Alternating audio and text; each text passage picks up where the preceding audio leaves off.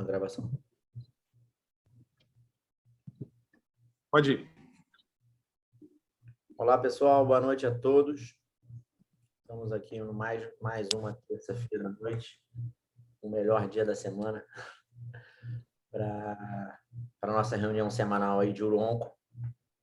E o tema de hoje vai ser preservação vesical no câncer de bexiga músculo invasivo, né? Nós estávamos conversando aqui um pouco antes do início. O professor Fabrício estava comentando. Hoje nós temos um volume muito grande de neoplasia de bexiga, muitos já chegam em estágios mais avançados. E essa possibilidade de uma terapia de preservação vesical, tanto por questão de afogar o tratamento, tentar agilizar.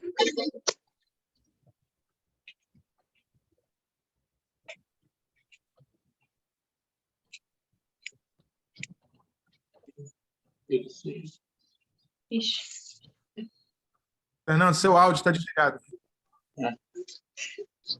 Alô, alô? Voltou. Tá. Eu fiquei muito tempo desligado? Okay. Não? Então, e hoje, para falar sobre esse assunto, nós convidamos a doutora Mariane Fontes, que é uma amiga de longa data, nós estudamos juntos na faculdade. Mariane é uma oncologista clínica que já há muitos anos ela vem se destacando no cenário, principalmente do trato urinário. Mariane passou um tempo fora, fez um fellow longo em Londres, né, e voltou aí aqui para o Brasil para enriquecer ainda mais a urologia brasileira e carioca. Ela que é a oncologista do grupo Oncoclínica. Anne, muito obrigado aí pela sua participação. É um prazer recebê-la aqui conosco hoje. E estamos aí ansiosos para aprender um pouquinho com você hoje. Muito obrigado. Eu posso chamar de Guga porque é inerente. Pode, fica à vontade. Obrigada, Guga. Obrigada, Paulo, pelo convite. É realmente uma honra estar podendo participar da reunião de vocês. E eu espero que, na verdade, a gente consiga, ao longo desses 20 minutinhos que eu vou falar, 20, 30 minutinhos que eu vou falar, que a gente abra nossa mente para como que a gente pode usar a estratégia de preservação de bexiga. Vou começar aqui. Bom, tá todo mundo vendo?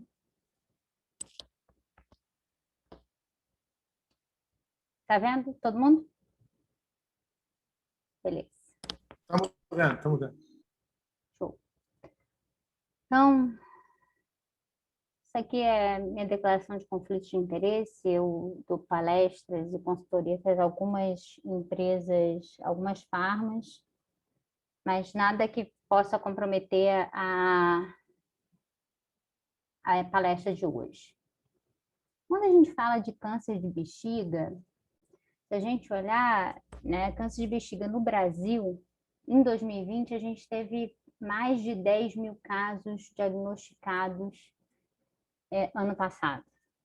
É o segundo tumor de trato urinário mais comum.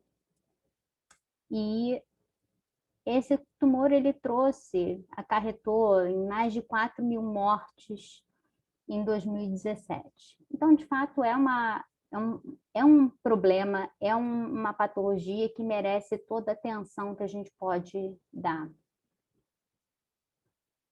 E quando a gente fala de câncer de bexiga, a gente tem em mente que é uma doença ruim, é uma doença que recorre, é uma doença que mata. O prognóstico da doença músculo-invasiva, ela não mudou em décadas. Então, quando a gente opta por operar esse doente, fazer uma cistectomia, em 2 a 3 anos é onde a gente vai ver o maior número de recorrências. E essa recorrência, ela vai aumentar, a porcentagem de recorrência aumenta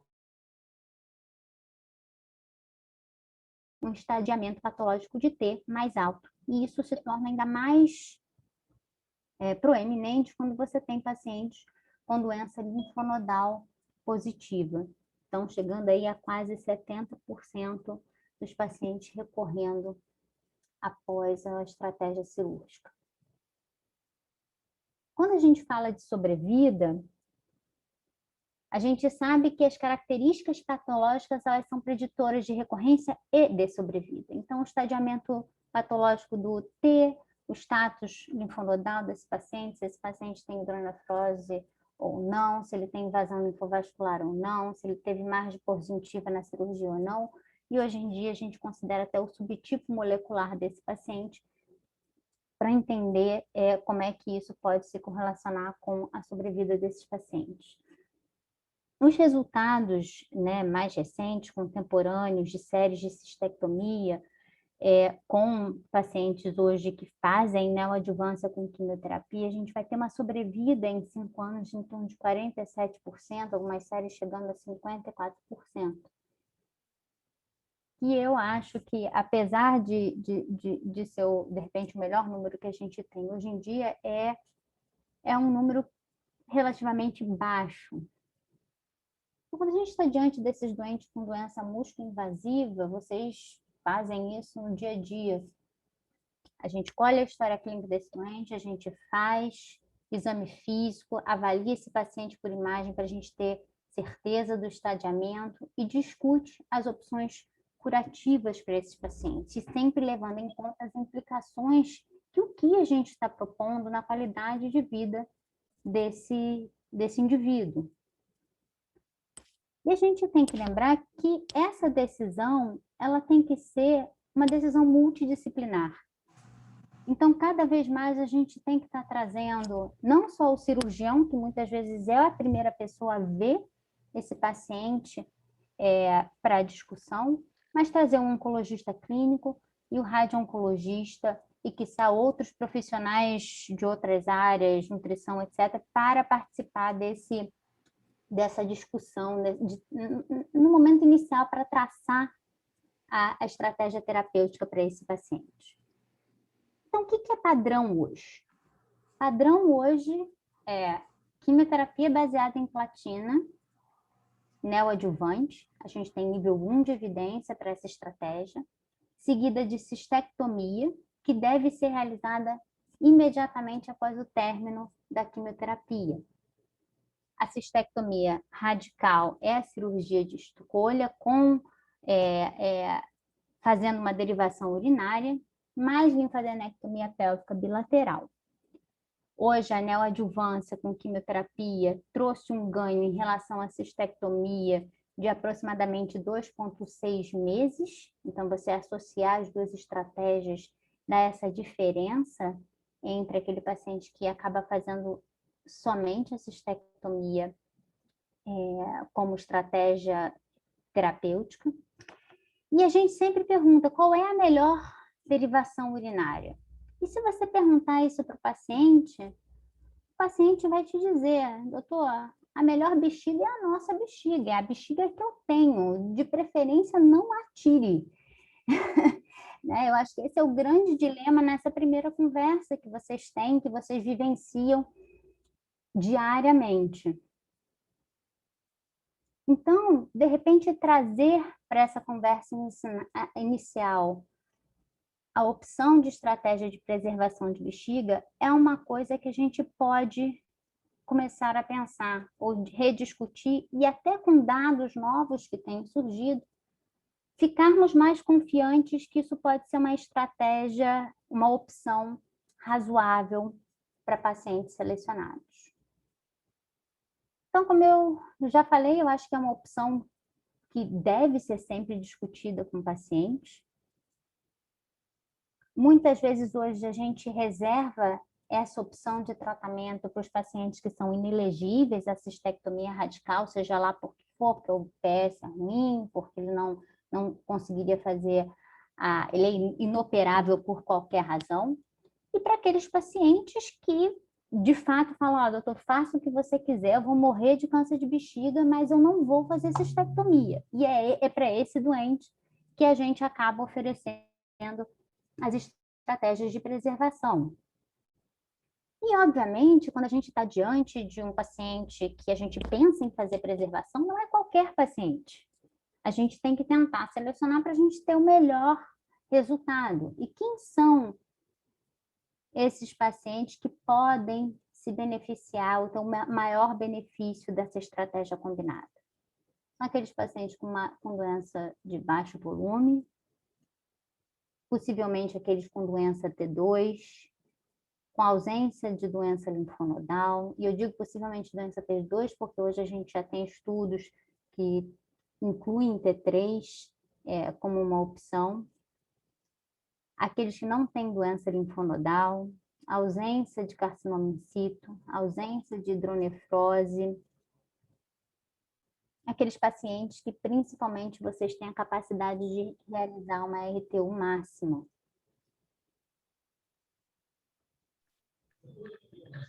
Então, diante dessas indicações, obviamente, assim como, né, para outros tumores, quando a gente fala de preservação de órgão, existem várias estratégias para fazer. E quando a gente está propondo isso, o ideal é que ofereçamos um tratamento trimodal. Então, RTU máxima para esse paciente, seguido de químio e radioterapia. Quando a gente oferece o pacote completo, as taxas de sobrevida desses pacientes em 5 anos giram em torno de 57%, em 10 anos em torno de 36%.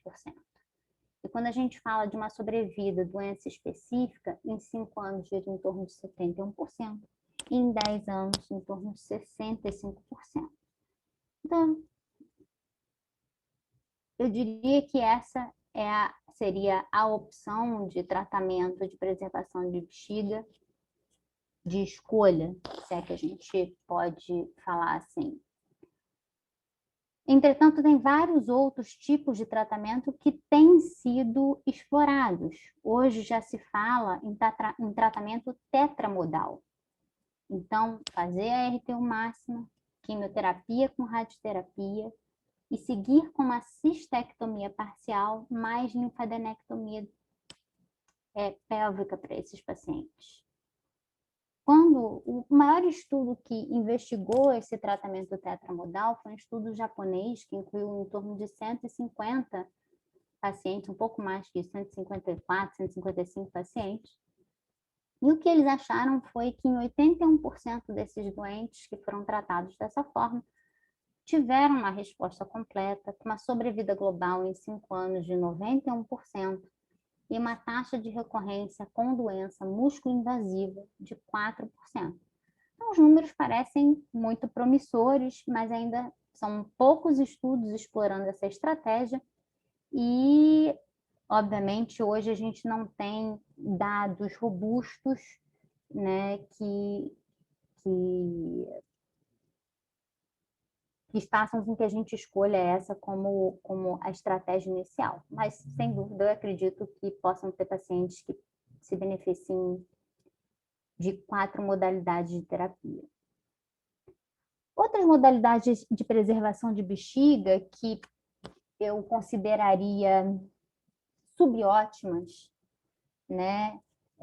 E há quem argumente que não existe um controle de doença a longo prazo razoável, eu concordo, mas pacientes muito selecionados, seria a cistectomia parcial, realizar RTU isolada, então sim, vai ter uma parcela de pacientes que vai ser um T2 com uma infiltração mais superficial de camada muscular, onde vocês conseguem fazer uma boa RTU, voltar lá, biopsiar leito, não achar doença e tolerar e acompanhar esses pacientes posteriormente. Isso pode ser uma estratégia sim, mas a gente tem que lembrar que a taxa de recorrência com RTU isolada gira em torno de 38% a 56%, com 30% a 50% desses pacientes precisando de cistectomia de salvamento. A radioterapia isolada, horas tentador, vamos tentar preservar esse paciente, não dar quimioterapia, talvez ele aqui, né, tem uma ineligibilidade à platina. A gente tem que lembrar que a taxa de recorrência também é alta com a radioterapia isolada, chegando aí a 54% de taxa de recorrência. E, obviamente, a quimioterapia isolada, né, para todo mundo, isso possivelmente não funciona. A maioria dos pacientes vão recorrer. Hoje existem alguns estudos explorando tentar selecionar pacientes através de biomarcadores para você oferecer apenas a quimioterapia como uma possível estratégia, preservando a bexiga do paciente. Bom, eu vou deixar isso para os radioterapeutas do grupo falar mais a fundo, não vou entrar e nem vou me aventurar muito nessa parte, mas quando a gente fala de tratamento trimodal, obviamente, inclui radioterapia. Depois que vocês fazem a RT1 máxima, esse paciente vai ser encaminhado para oncologia e para radioterapia. A preferência por técnica para irradiar essa bexiga é IMRT e GRT, onde eles vão englobar a bexiga, uretra, próstata e drenagem linfática. Lembrando que, novamente, a estratégia da radioterapia ela é mais eficaz quando associado à quimioterapia, que vão funcionar como radiosensibilizadores. A cisplatina é a droga onde a gente vai ter o maior número de estudos explorando essa terapia sistêmica e sabendo que a cisplatina é uma droga extremamente ativa em câncer de bexiga.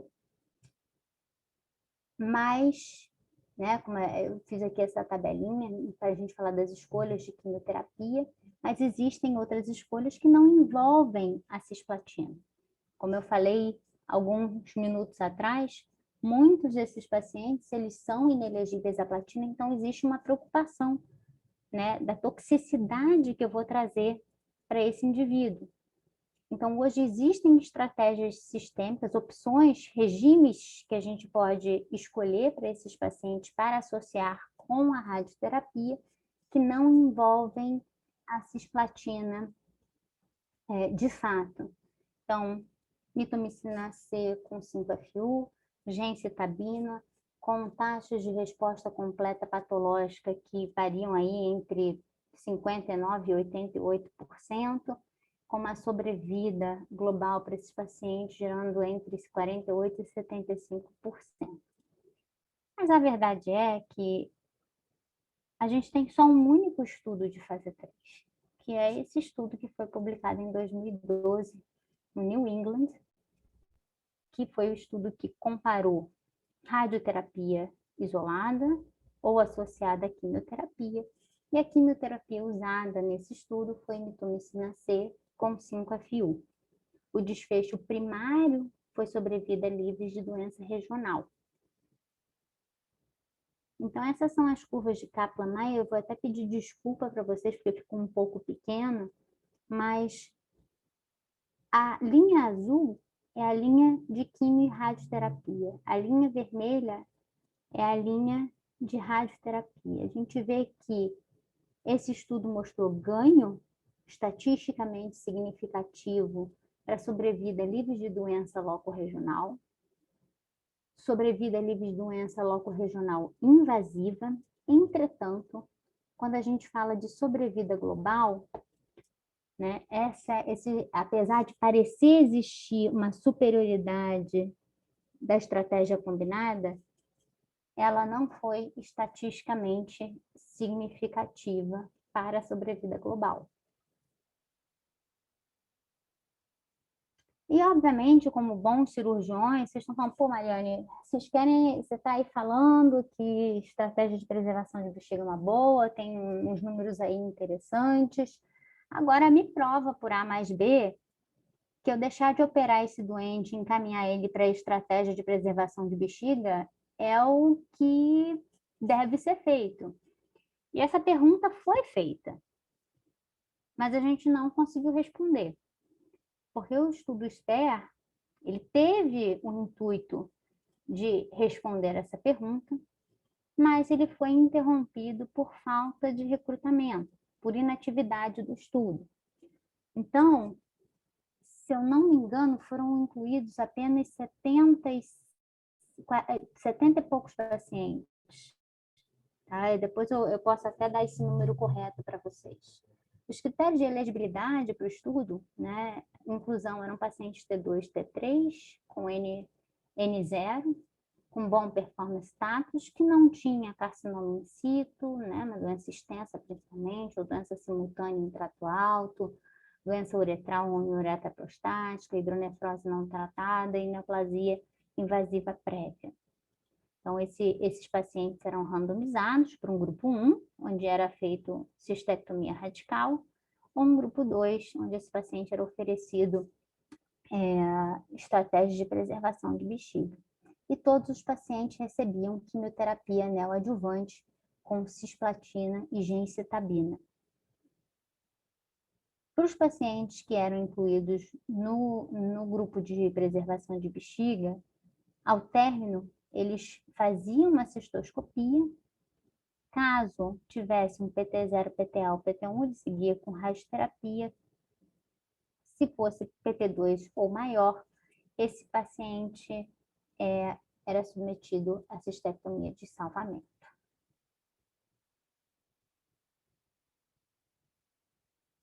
E mesmo com um número pequeno de pacientes, eles acabaram publicando esses dados em 2017. Eu tive o prazer de conhecer o professor Rudart. Ele é um entusiasta de preservação de bexiga, e eu acho que esse estudo foi uma grande decepção para ele em termos de recrutamento. Acho que ele realmente acreditava que ele fosse ter a resposta para essa pergunta. Em todo caso, o que ele achou foi o seguinte, que não houve uma diferença estatisticamente significativa, mesmo com um pequeno número de pacientes, entre a cistectomia e a sobrevida e a estratégia de preservação de bexiga. Quando a gente fala de sobrevida global, o mesmo não foi visto em relação à sobrevida livre de metástase. Entretanto, quando a gente fala de recorrência locorregional, essa diferença entre os braços foi estatisticamente significativa. Quando avaliado qualidade de vida para esses pacientes, também não houve diferença estatisticamente significativa. E Mariane, você falou lá no início da sua aula, indicando quimioterapia neoadjuvante para os nossos pacientes antes de operar.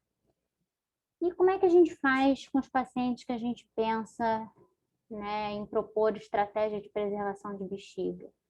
Está valendo quimio neoadjuvante também?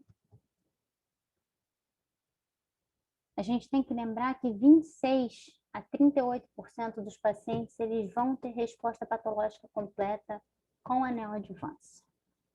Isso é um dado que a gente tem nos estudos preliminares de neoadjuvância.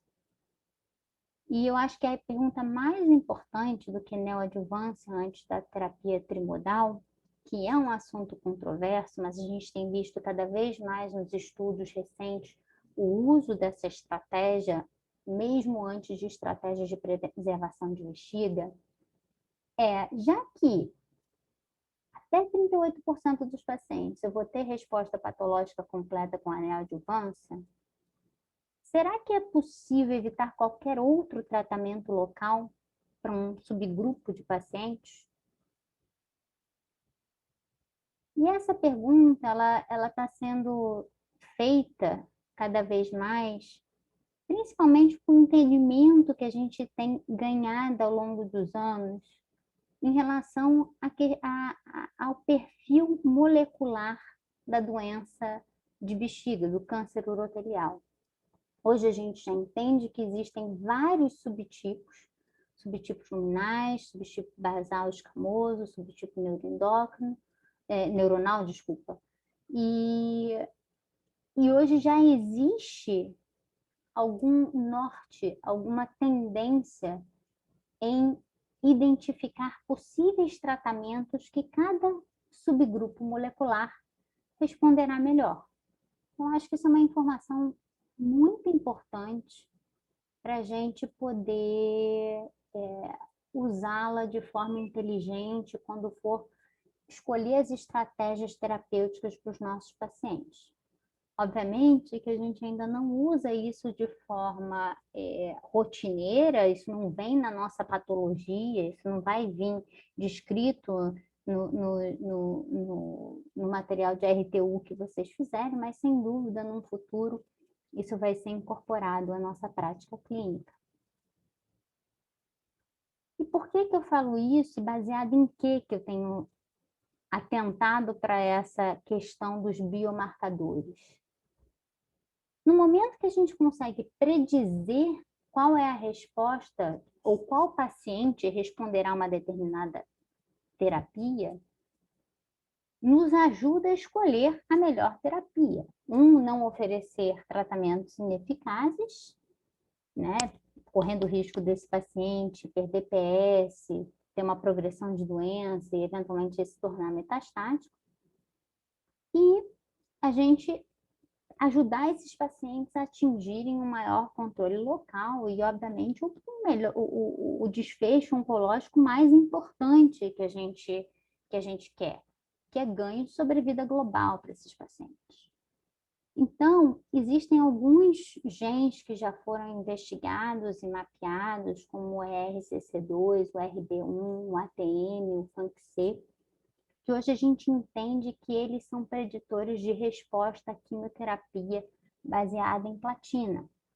Essas são as curvas de um estudo, né, que foi um estudo retrospectivo, com pacientes que foram tratados com Minivac dose densa e com gemcitabina, Gemcis dose densa, e eles viram que os pacientes que tinham mutação nesses genes iam melhor do que aqueles que eram não mutados. Isso para progressão, para sobrevida livre de progressão e para sobrevida global. Outros biomarcadores interessantes que vale a pena a gente ter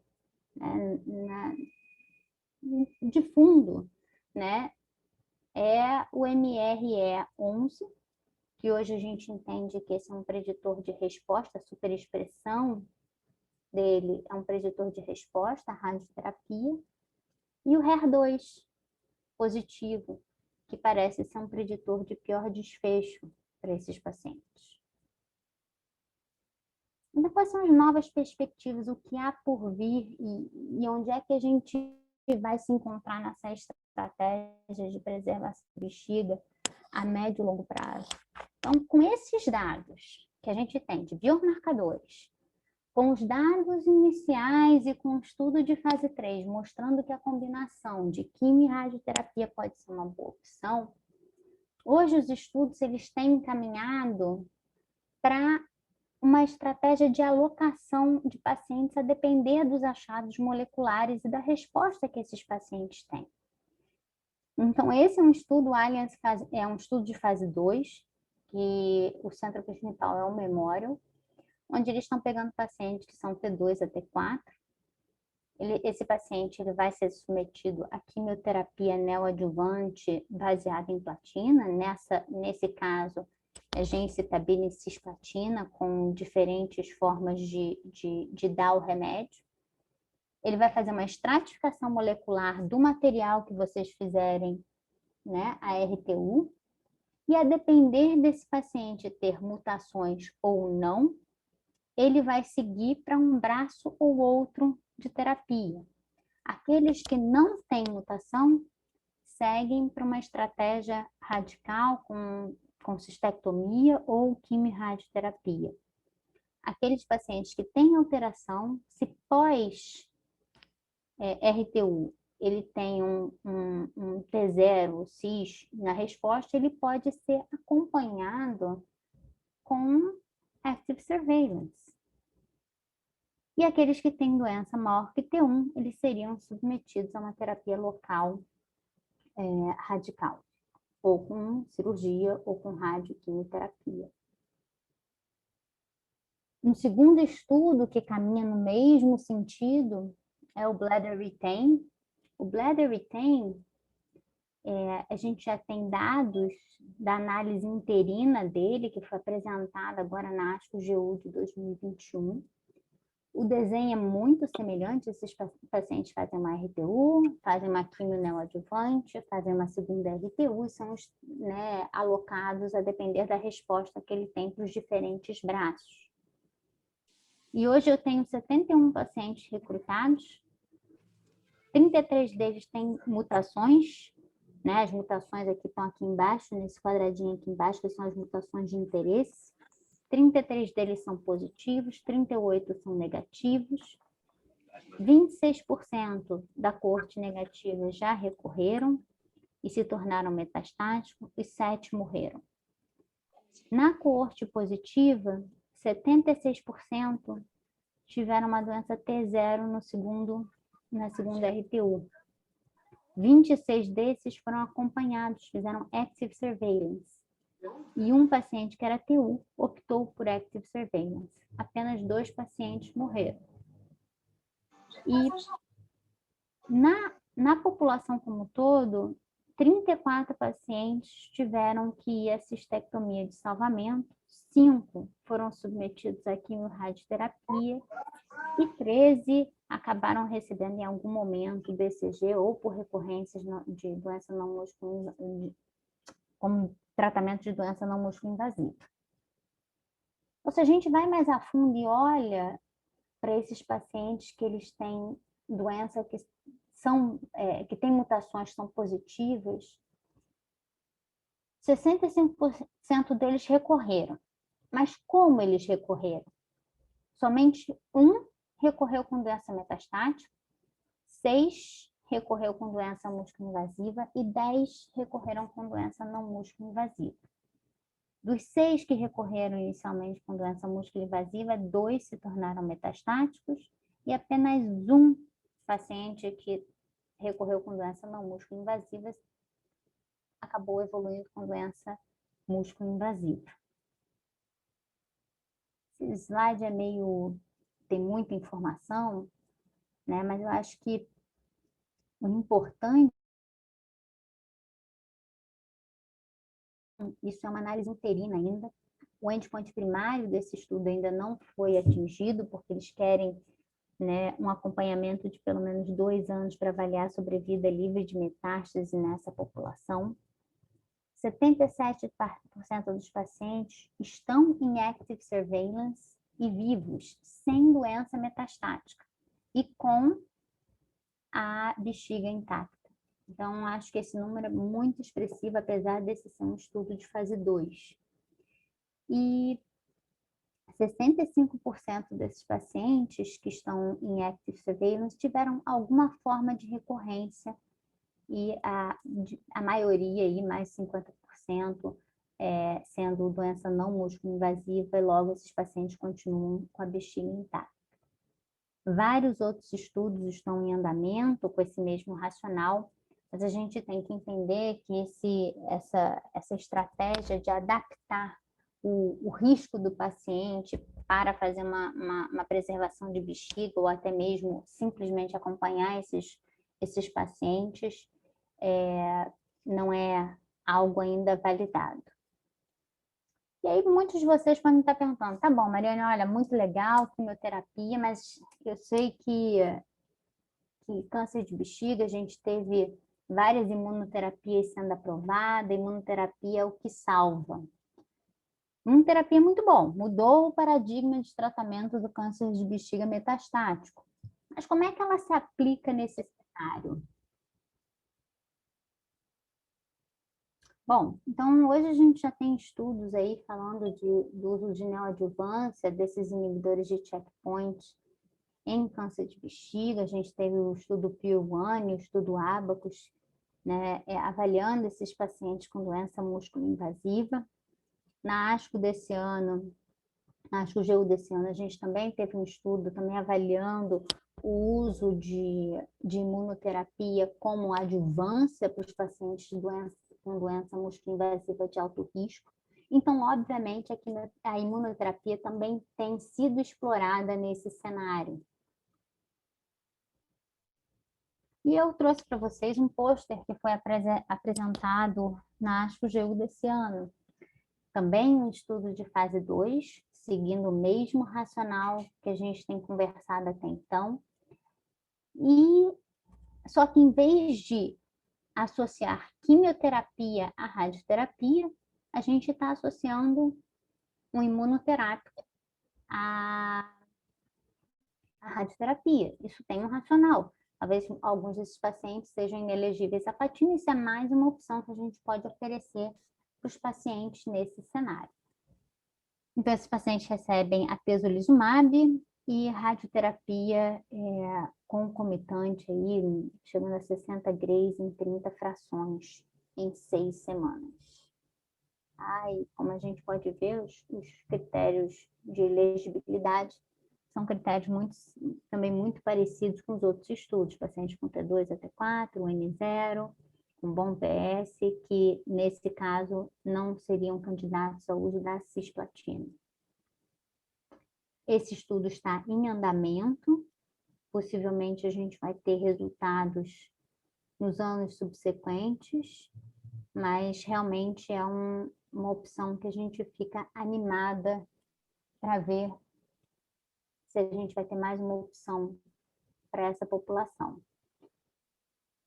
E, de novo, né, nós oncologistas não cansamos. Então, além do uso da imunoterapia isoladamente, nesse mesmo cenário, o RETAIN-2, que é o estudo subsequente desse que eu mostrei para vocês, que já tiveram resultados preliminares, ele está se questionando se vale a pena a gente associar a imunoterapia já de cara, ainda fazer imunoterapia mais quimioterapia e depois alocar esses pacientes de forma a depender da resposta. Qual seria o ganho dessa associação? Possivelmente, né, você tem uma maior taxa de resposta e você conseguir preservar a bexiga de um maior número de pacientes. E, novamente, o endpoint primário desse estudo que está em andamento é sobrevida livre de metástases em 2 anos.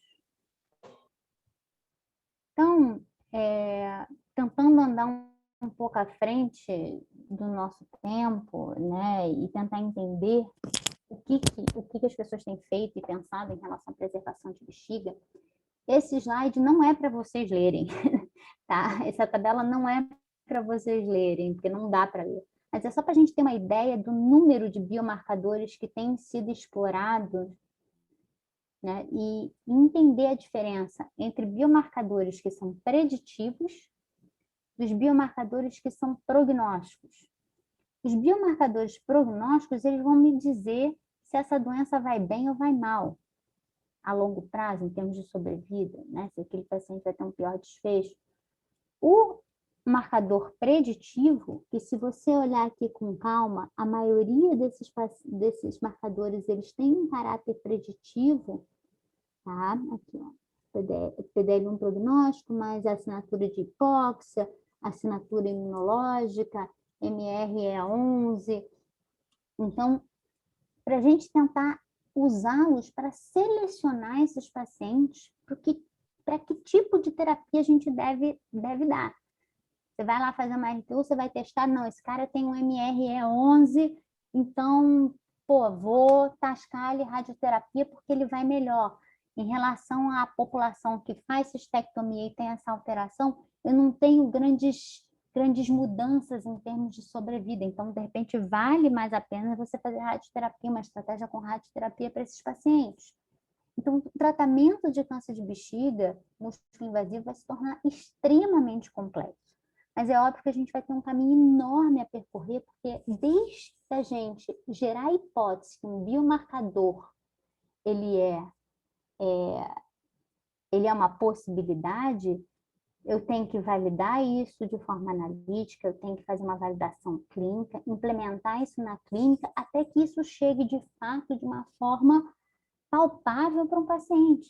Tudo isso que eu estou falando para vocês são coisas dentro de laboratório que custa muito dinheiro e difícil de fazer. Isso não vai ser traduzido na nossa prática clínica da noite para o dia. Mas quem sabe em 2030 a gente não vai estar fazendo tratamento de câncer de bexiga músculo-invasivo dessa forma. Vai ter lá a doença, eu vou ter uma decisão, né, uma clínica multidisciplinar, eu vou avaliar os fatores prognósticos e preditivos clínico-patológicos, que é o que a gente faz hoje, mas eu vou acrescentar os marcadores prognósticos e preditivos moleculares, e aí sim, traçar a melhor estratégia, se é melhor preservar a bexiga desse paciente, se a melhor opção é fazer a cistectomia radical com ou sem neoadjuvância, e acompanhar esse paciente com cistoscopia e imagem, e até mesmo com biomarcadores em biópsia líquida. Talvez essa seja a nossa previsão para 2030. Mas o que a gente tem de fato hoje, e eu vou focar aqui na parte que fala de preservação de bexiga, né, saindo do nosso mundo fantástico de laboratório para o que é na vida real, uma vez que você estadia esse paciente, faz o diagnóstico de uma doença não metastática músculo-invasiva e você oferece a opção de tratamento, o paciente opta por uma estratégia de preservação de bexiga, obrigatoriamente ele tem que ter uma RTU máxima, ele vai ser submetido à quimioterapia. Eu acabo escolhendo ou cisplatina ou 5-FU com mitomicina. Está difícil de conseguir mitomicina recentemente não, há algum tempo já. Mas a gencitabina é uma opção para os pacientes que são inelegíveis à platina. Alguns protocolos falam que no meio do caminho você deve olhar novamente a bexiga desses pacientes. Então, eles fazem essa preservação em duas etapas. Eles fazem uma primeira parte da quimio-radioterapia, olha a bexiga do paciente. A depender da resposta, ou esse cara vai completar o tratamento com quimio-radioterapia, ou ele vai seguir diretamente para cadê minha setinha? Para a cistectomia radical. Tá? Algumas outras escolas falam que não faz diferença você olhar no meio do caminho. Então, eles fazem o tratamento como um todo e só olham no final. Eu costumo fazer como um todo e olhar no final. E, independentemente disso, no momento que você olha, ou você vai fazer uma terapia tetramodal, oferecer cistectomia parcial com linfadenectomia pélvica, não é minha prática, ou vai colocar esse paciente em acompanhamento. E eu acho que essa é a parte mais difícil. Porque uma vez que você vai acompanhar esse paciente ele precisa ser acompanhado de perto, porque vai ter recorrência, não só de doença músculo-invasiva, mas doença não músculo-invasiva que precisa ser tratada. Então, eu pergunto a vocês, qual é a factibilidade de fazer cistectomia a cada 3 meses no primeiro ano, depois de 6 em 6 meses, né, associado a tomografias de 3 em 3 meses por 2 anos e depois anual? Isso não é fácil fazer no dia a dia. Então, para terminar, gente, a mensagem que eu queria deixar para vocês é o seguinte: o tratamento padrão para câncer de bexiga invasivo não metastático é QT adjuvante, neoadjuvante com cistectomia radical. Ainda é isso, e isso vai ser a realidade para a maior parte dos pacientes. Mas a estratégia de preservação de bexiga ela deve ser uma opção para pacientes selecionados. Lembrando que novas combinações de radioterapia com tratamento sistêmico estão em investigação, então possivelmente isso pode agregar valor e benefício para esses pacientes a longo prazo. E com certeza a avaliação molecular e biomarcadores preditivos vão ajudar a gente a selecionar a melhor terapia para esse paciente que deve ser instituída. E no futuro, esses biomarcadores eles vão fazer parte do nosso algoritmos e possivelmente né, muitos urologistas vão estar mais animados diante desses dados para escolher a estratégia de preservação de bexiga como a sua primeira escolha. Obrigada. Mari, obrigado pela sua apresentação, foi muito boa, como era de se esperar. Você colocou a discussão num patamar acima, você trazendo essas novas perspectivas aí, que para nós aqui é um aprendizado enorme, né? Eu tenho alguns comentários a fazer, mas eu queria passar a palavra para o professor Fabrício, acho que ele está nos ouvindo aqui, ele está na reunião, e o professor Fabrício é quem nos lidera lá na tratamento do câncer de bexiga enfim. Professor, você está ouvindo a gente? Quer fazer algum comentário? Como é que eu entro, Paulo? Posso falar? Pode falar, estamos te ouvindo, por favor. Tá. Primeiramente, agradecer a Mariane e parabenizá-la pela excelência da apresentação. Nós aprendemos muito, viu, Mariana? E o que me incomoda muito no câncer de bexiga é que a gente acaba tratando doenças diferentes, como você mostrou mesmo com esses biomarcadores, doenças diferentes, com uma estratégia igual. Então, às vezes, eu trato uma mulher com tumor de 3 centímetros, músculo invasivo, mas único, com astectomia radical, enquanto eu trato um sujeito de 76 anos com tumor de bexiga. A gente sabe que o homem, 30% das peças que a gente tira tem tumor de próstata também, e eu trato ele também da mesma forma com a cistoprostatectomia radical. Então, isso me incomoda muito. Na clínica privada, eu tenho alguns casos de cistectomia parcial com linfadenectomia e com quimioterapia, e que respondem muito bem. E eu posso te falar que é quase igual ou melhor a cistectomia radical, porque a gente acaba deixando a cistectomia radical para pacientes com doença mais avançada. Então, realmente, a gente tem muito que aprender ainda, e essa doença é uma doença que a gente não pode tratar todos os pacientes da mesma forma, a gente tem que ter uma maneira de estratificar esses pacientes, seja pelo volume do tumor, seja também pela alteração genética que esse tumor pode ter, e eu acho que é isso sim. E eu vejo muito espaço para preservação vesical, vejo mesmo. Eu acho que a gente tem muita condição de fazer isso. E eu quero, mais uma vez, agradecer, então, a sua apresentação e falar que você bateu o recorde, acho que foram 30 participantes. Então, parabéns, Mariane. Obrigada, Fabrício. Eu acho esse um tema extremamente desafiador, que é isso que você falou, né? São, de fato, doenças diferentes. E eu queria perguntar para vocês se na UERJ vocês têm conseguido. Eu estou vendo o Igor ali, o Igor sempre fala para mim, Mari, só sobra. Eu só tenho a sobra. O Igor é radioterapeuta, ele trabalha com a gente lá na Oncoclínica, trabalha com vocês na UERJ. Mas, eu não sei, queria ouvir do Bruno também, é só sobra mesmo? Como é que vocês também enxergam? Quem são os candidatos que vocês mandam para esse tipo de estratégia? Tem alguma coisa que a gente possa fazer diferente? Tudo bom, Mari?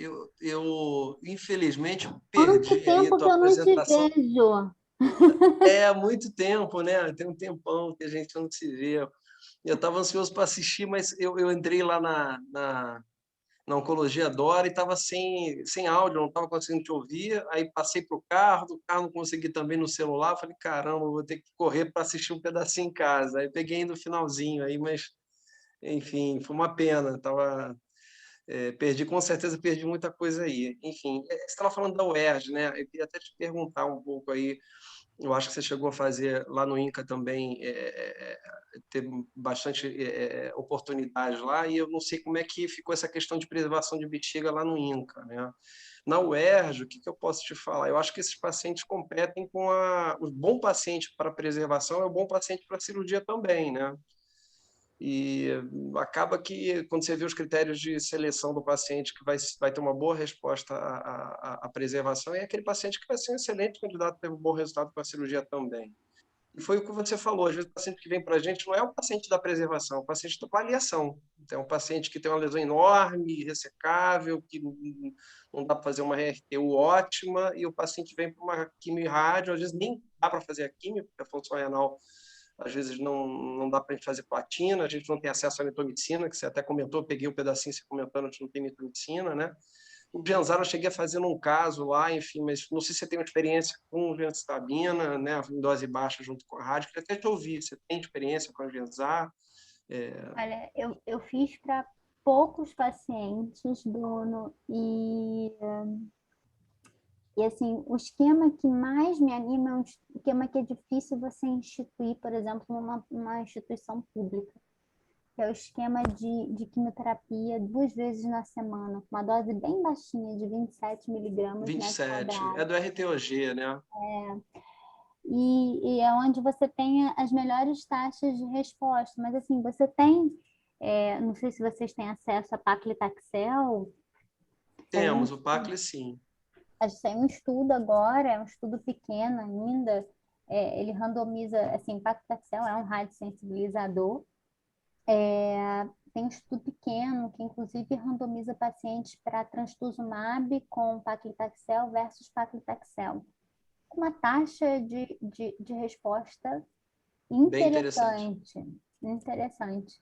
Então, eu pensaria nessa como uma opção, obviamente não é o mais utilizado, mas na ausência de opção, eu acho que vale, né? Você pensaria até mais no paclitaxel do que na gemcitabina? Não, eu escolheria a gemcitabina primeiro, porque eu acho que a gente tem mais dados. Mais nível de evidência, né? Exato. Esse do PACLE está publicado onde? Eu não vi esse estudo, não. Esse estudo foi apresentado recentemente na ASCO-GU, e eu acho que é um estudo mais antigo com paclitaxel isolado.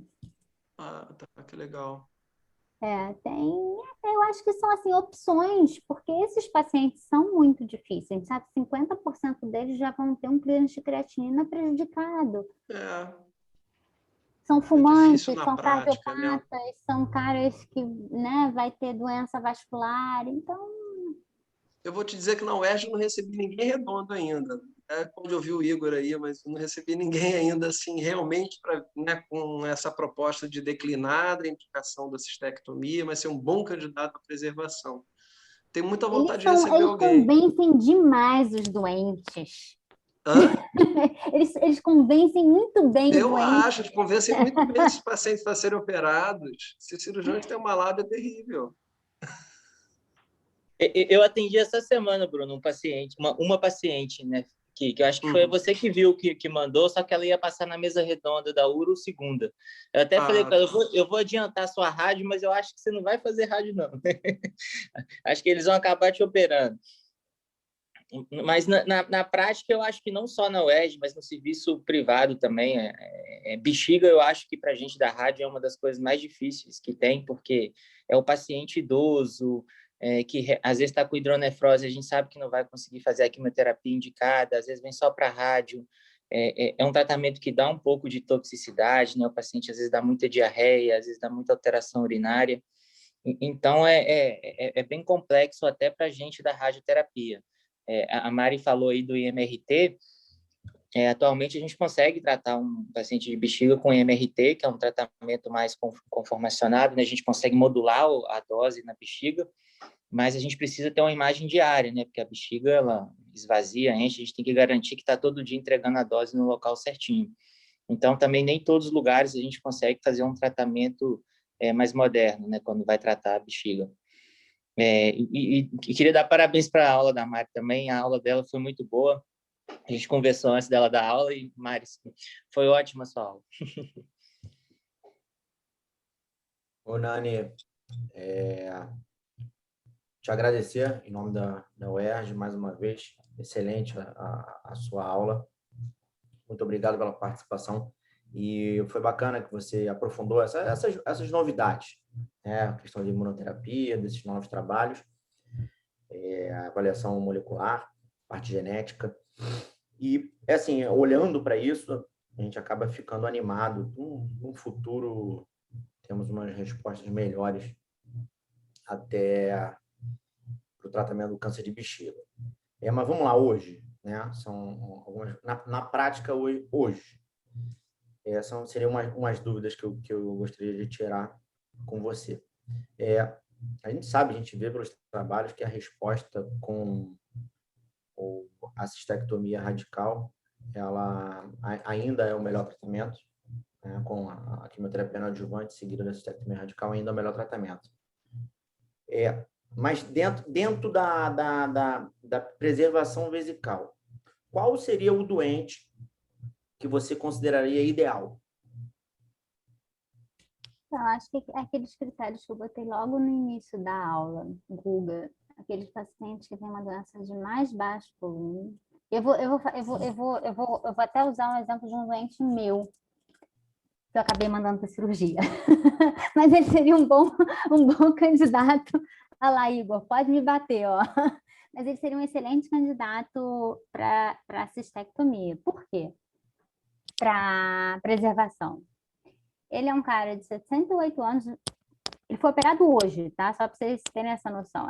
Ele é um cara de 68 anos, ele é um paciente que tinha uma doença, a princípio diverticular, que foi operado inicialmente e teve uma recidiva na bexiga que ficou. Tá? Então, assim, eu não peguei esse caso desde o início e talvez, para falar a verdade, talvez ele nem seria mais um paciente para preservação de bexiga, porque ele já tinha outros focos maiores, né, de doença. Mas se esse cara tivesse um único foco de bexiga, né, de doença, ele era um cara que não tinha hidronefrose, era um cara que não tinha CIS, era um cara que toleraria fazer até uma neoadjuvância se você se animasse, apesar da evidência ser controversa nesse cenário, e ele possivelmente toleraria fazer a radioterapia com quimioterapia. Então, acho que o mais importante, além de você pegar as características clínicas da doença, né, é você olhar se não adianta você querer irradiar um T4. Isso não vai dar muito certo, né? E aquele paciente que está limítrofe para você fazer a terapia combinada também não é uma pessoa ideal. É isso, o Bruno estava falando, você fica tentando achar qual é a quimioterapia que se encaixa no doente. Né, Bruno? Você não faz o que tem que fazer, você fica tentando achar a quimioterapia que se encaixa para aquele paciente com menor toxicidade. Então, acho que essas seriam as principais coisas que eu procuraria no paciente hoje para tentar indicar preservação de bexiga. Mas eu concordo que ainda eu acho que até para nós oncologistas ainda é difícil identificar. Eu acho que a indicação mais fácil é quando o paciente fala que não quer operar. Fora isso, existe um dilema interno. Eu confesso, né? Existe um dilema interno. Eu falo, cara, não vou operar esse doente. Assim, colocando numa situação ruim para todos os lados. Um paciente com PS ruim, com uma doença de difícil ressecção até. Esse paciente ele teria possibilidade de fazer algum tratamento não invasivo, no caso, não, mas sem ser uma cistectomia radical, algum tipo com alguma boa resposta ou não? Eu tenho uma paciente que eu acompanho desde 2018, ela é uma paciente com Parkinson.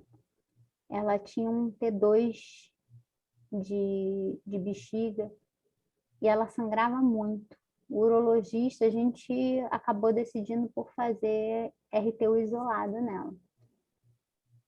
Depois da primeira RTU, ela teve uma recidiva que conseguiu ser retratada com uma RTU apenas, e até hoje ela é acompanhada e a família é super presente e ela tem uma bexiga aparentemente livre de doença. Mas é aquela história da RTU isolada que eu falei na aula. aquela paciente que tinha um T2 de repente mais superficial, que você consegue ressecar de uma forma ideal. Mas o que fazer para uma doente que tem Parkinson, é cadeirante? Sim, Radiar a bexiga dela, o Igor pode falar melhor do que eu. Quais são as consequências a longo prazo de uma radioterapia, né, na bexiga como um todo? Então, assim, aquela é situação. uma estratégia. Não, é aquela situação onde eu queria chegar mesmo. É aquela situação que seria ruim para qualquer coisa, né? É um paciente ruim para cirurgia, ruim para rádio, ruim para quimio, né? Você faz o que pode dentro do que dá para fazer e eu acho que a chave do negócio é você acompanhar muito de perto esse paciente. Essa paciente eu não fico fazendo cistoscopia nela sempre, né? Até porque é uma paciente bem difícil. Mas eu diria que ela teve sucesso no tratamento dentro do que a gente se propôs para a condição clínica dela que ela tem hoje. Sim. Só para seguir o Bruno, o Igor, te agradecer também pela participação na nossa reunião e deixar aí aberto o convite para você participar das nossas reuniões do serviço, reunião presencial, que é toda segunda-feira, 8h30 da manhã. Seria muito legal se você pudesse participar com a gente. E quem sabe você, junto com o Bruno lá, vocês não consigam nos convencer a fazer um tratamento lá de preservação vesical, né? Porque aí já são 2, não um só. A gente já... Posso fazer uma pergunta aí? Oi? Lucas, posso fazer uma pergunta? Sim, Lucas, pode fazer. É o seguinte, eu sei que queria primeiramente parabenizar a aula, muito boa, didática, para a gente ter uma ideia melhor sempre. No follow-up do paciente que é decidido fazer terapia trimodal, a gente faz a RT ao máximo, tem a possibilidade de ressecção de toda lesão macroscópica, né, toda lesão visível, e aí é instituída a quimiorradioterapia, né? E aí tem alguns protocolos que fazem esse segmento com uma cistoscopia em 4 semanas para ver se tem lesão e dar segmento para o tratamento inteiro. Caso você veja alguma lesão residual, mesmo que ela seja pequena, aspecto superficial, uma lesão que, assim, tem a lesão residual, mas, assim, um aspecto muito superficial, não invasivo, você já indica cistectomia de resgate, ou há possibilidade de você fazer uma nova raspagem, uma nova RTU e segmento disso? O segmento com tratamento. Olha, eu acho que se você fez uma RTU máxima, se é uma lesão superficial pequena, eu acho que eu até daria o benefício da dúvida, entendendo que existem protocolos onde você não faz essa olhada no meio do caminho como essa vigilância, tá? Existem protocolos que você faz o tratamento todo e só olha no final. Agora, eu acho que essa olhada no meio do caminho é basicamente para você conseguir identificar aqueles pacientes que têm uma doença mais agressiva. Então, paciente já com uma residiva 1T1, 1T2, isso não resta dúvida. Não sei se eu te respondo, Lucas. Não, tudo bem. Tudo bem com você? Gente, já estamos aí, passamos um pouquinho do horário. A palavra... Tem alguém falando aí, gente? Eu queria passar para o professor Fabrício, quer falar alguma coisa? Não, Fernando, acho que eu já falei tudo que eu queria. Obrigado. Então, parabenizar todos vocês. Esse curso está sendo muito bom. Então, todos estão de parabéns. Fernando, deixa eu só falar umas palavras finais. Que eu me comprometi sempre com os residentes a gente fazer uma espécie, viu, Mário, de take-home message do que a gente conversou, para que fique uma mensagem final aí Claro. que a gente possa levar para casa nessa história toda. A gente a gente, um minuto, acho que a gente finaliza isso. A gente sabe que a cirurgia é o mais estudado aí já há muitos anos como tratamento padrão ouro, né? E já há mais de uma década, inclusive a gente conversou sobre isso, o Bruno nos deu uma aula sobre isso, sobre o papel da neoadjuvância como uma possibilidade real que a gente precisa sempre pensar no paciente T2, né? Paciente com câncer de bexiga invasivo. Então, a gente sabe que a cirurgia é a mais estudada e a neoadjuvância precisa ser avaliada.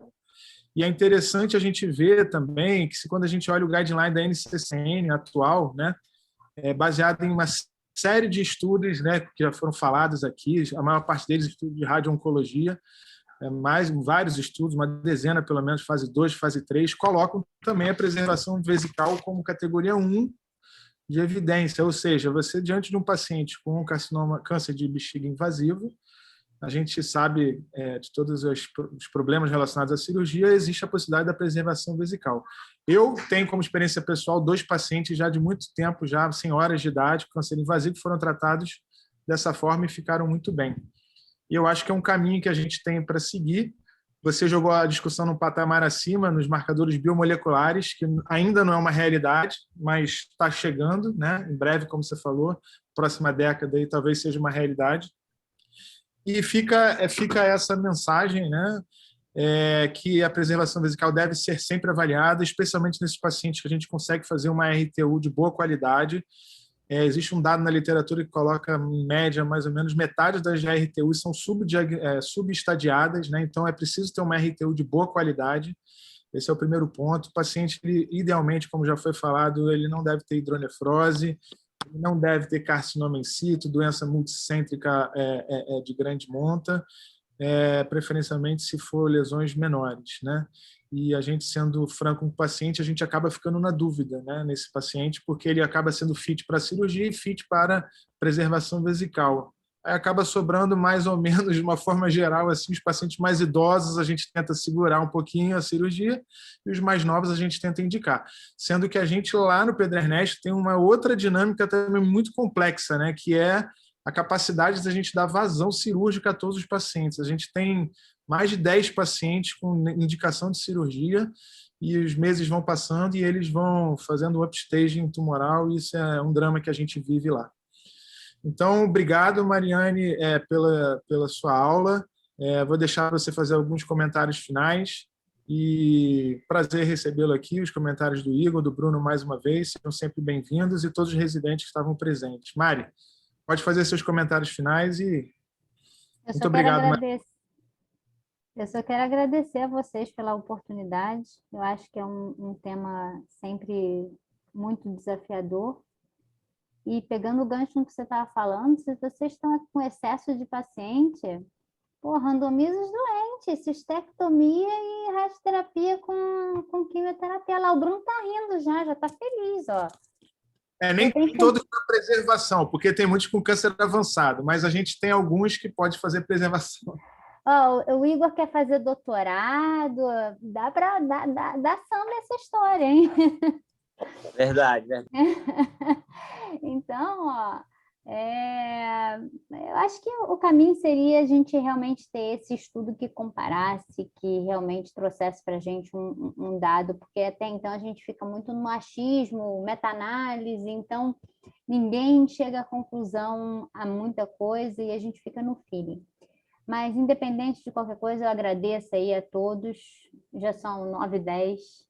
E, de novo, muito obrigada aí, Guga, Paulo e todos aí que compareceram. Obrigado, pessoal. Valeu, gente. Boa noite. Agora tem jogo da Libertadores, né? Então vamos assistir. Está na hora, Tchau, gente. Boa noite. Semana que vem. Boa noite. Tchau, tchau. Tchau. Boa noite.